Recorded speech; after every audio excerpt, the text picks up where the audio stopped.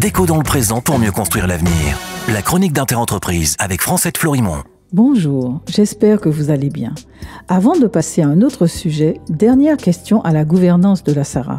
Vous vous souvenez, 3 ministres ont diligenté une mission de l'inspection des finances pour comprendre pourquoi le prix du carburant et du gaz sont aussi chers en Martinique, en Guadeloupe et en Guyane.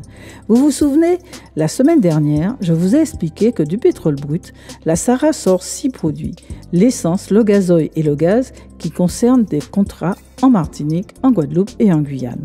Petit arrêt sur image sur le gaz. Il est produit en Martinique. Question. Pourquoi alors une bouteille de 12,5 kg est-elle vendue au 1er février 2022 27,52 € en Guyane, 26,73 € en Guadeloupe et 30,54 € en Martinique? Ça vous laisse sans voix. Moi aussi. Revenons aux 3 autres produits sortis après le raffinage du pétrole lourd, à savoir le fioul, le kérosène et le bitume. Pour le fioul lourd, la SARA est souvent en surproduction. Pourquoi ?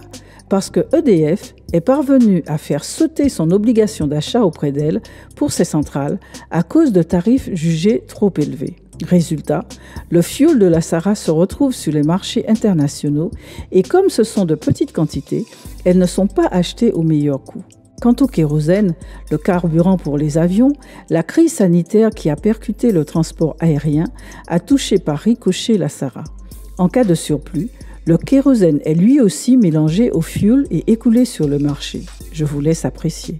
Enfin, le bitume, produit par la SARA, peut être vendu à des entreprises comme Colas, Sogetra ou encore la société guadeloupéenne d'enrobé chaud, filiale du groupe Gadarcan. Cependant, ici aussi, les tarifs de la SARA sont tels que les produits se retrouvent en concurrence avec le bitume froid importé d'Italie à des coûts très compétitifs par Ruby Energy. Concurrence entre cousins, quoi. À un moment, il y a bien quelqu'un qui paye. Mon petit doigt me dit que ce sont les consommateurs de la Guadeloupe, de la Martinique et de la Guyane.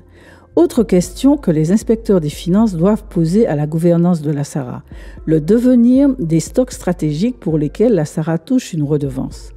Le rapport Cahuzac notait déjà en 2009 qu'au lieu de 73 jours de consommation, comme le voudrait l'obligation légale, il se situait en réalité à 50 jours, voire 45 jours en 2015.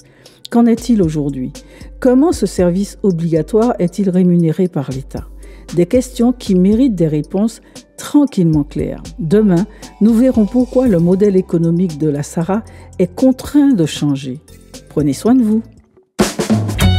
Déco dans le présent pour mieux construire l'avenir. La chronique d'Interentreprise avec Francette Florimond.